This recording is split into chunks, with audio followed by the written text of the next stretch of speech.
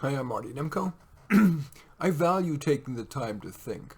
I can reflect on, for example, what to write, or how best to prepare for my next client, or what I want to prioritize for the next hour, or for my whole life. So when I have an extra 2 or 3 minutes, I'll just sit and think at my computer, or I'll walk to my recliner, sometimes even light a candle, and keep on my lap a clipboard that has the cosmos on it, starries, because the stars.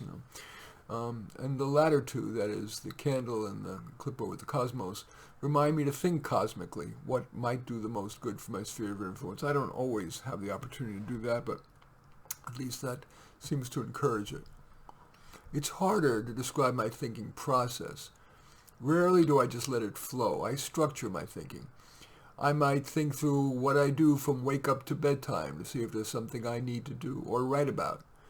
Or I'll think thematically. For example, do I have a not obvious but worthy set of thoughts about some aspect of work, mine or work in general, about relationships, recreation, mental health, physical health, money, or even the life well led? When I come up with a nugget, I write it on the clipboard. I then try to build off that, or I'll go back to my structure. Now, I tend to do things too fast, think too fast, do everything too fast. So when I catch myself rushing, I usually take one deep breath, and it helps. Or I'll stare at the candle for a few seconds, not emptying my mind, but rather making myself focus on what I'm wanting to think about. When I sense that I should expand on or distill what I've written on the clipboard, I go to the computer and open a Word file or on medium.com, a new article page. I'll look at what I wrote on the clipboard and then start writing without much censoring. When I feel stuck, I'll take a few second stretch break and try again. If I'm still stuck, I might move my thinking to another part of the issue.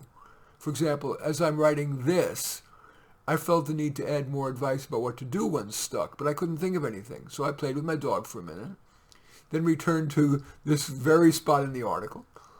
I still couldn't think of anything, so I went back to my recliner, relit the candle, put the clipboard on my lap, took a deep breath, and made myself focus. I asked myself, okay, what else do I do, really do I do, to get unstuck? Well, I decided I was stuck with this this part of the article because I had nothing more value to say. So I just turned my attention to what am I going to write as a conclusion, a call to action that isn't preachy, something smart that would feel like a satisfying capstone to the read. So I went back to my recliner and candle and made myself stay focused. I did get distracted for a moment. I thought, I can read more of the book The White Pill later. To clear that from my mind, I simply wrote the word white pill in the lower right-hand corner of the clipboard and made myself think more about the conclusion. After about maybe 30 seconds, something popped into my head, something that isn't conventional wisdom. I like ideas like that. Well, here it is. They say that thinking is hard. It's not if you're in control of what you're thinking. Indeed, that sort of thing is usually pleasurable and helpful. Want to try it? I thought, okay, that's not a bad conclusion.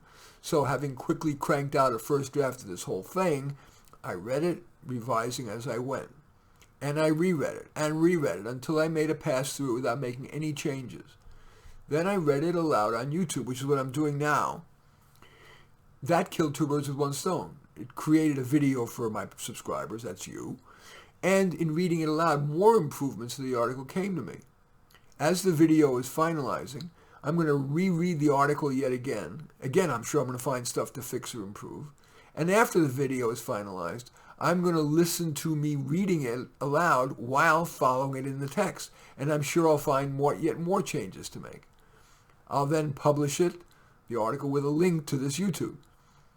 If history is a guide, despite my having read this thing probably 10 times, if I'll read it again in a few hours, I'm going to probably find more things to fix or improve. And I find that fun, and maybe you will too.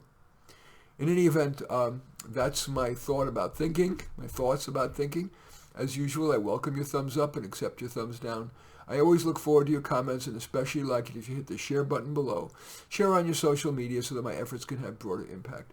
And I am flattered if you choose to subscribe to my channel. In any event, I do thank you for watching. I am Marty Nemko.